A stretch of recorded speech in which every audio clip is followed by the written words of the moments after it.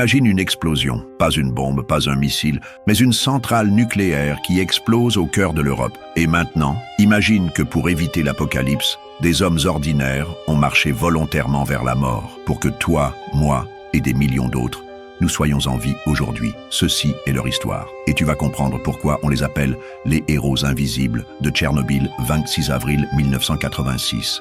1h23 du matin, le réacteur numéro 4 de la centrale de Tchernobyl explose. Le cœur nucléaire est à ciel ouvert. Des tonnes de matière radioactive sont projetées dans l'atmosphère, contaminant déjà l'Ukraine, la Biélorussie, la Russie et menaçant toute l'Europe. Mais ce que peu savent, c'est qu'après l'explosion, le pire est encore à venir. Sous le réacteur, une nappe d'eau. Si la lave radioactive entre en contact avec elle, une explosion thermique colossale est inévitable. Résultat, une deuxième explosion, 1000 fois plus puissante, qui aurait rendu l'Europe inhabitable pendant des siècles. Les autorités appellent à l'aide. Il faut 3 hommes pour descendre sous le réacteur, plonger dans l'eau glacée et ouvrir manuellement les vannes pour la vider. 3 volontaires se présentent.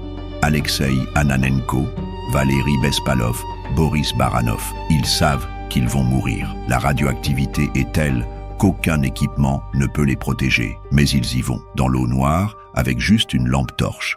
Ils avancent à tâtons, entendent l'eau bouillir autour d'eux et finissent par trouver les vannes. Ils les ouvrent. L'Europe est sauvée. Après eux, il faut contenir le monstre.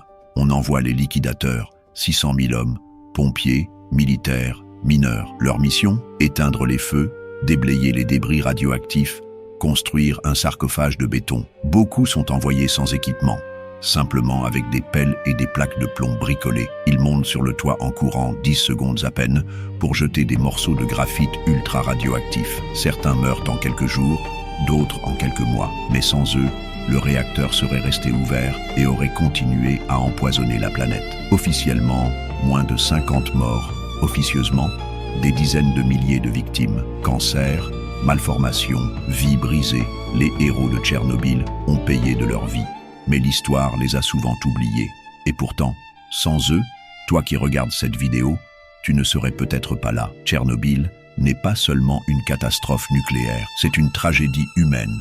C'est l'histoire de ceux qui ont accepté l'inacceptable, qui ont choisi le sacrifice, pour que des générations entières puissent continuer à vivre, et leur mémoire mérite plus que le silence. Si cette histoire t'a bouleversé, partage-la, laisse un like, abonne-toi et active la cloche pour découvrir d'autres récits oubliés de l'histoire. Et surtout, écris en commentaire « Merci aux héros de Tchernobyl », qu'on ne les oublie jamais.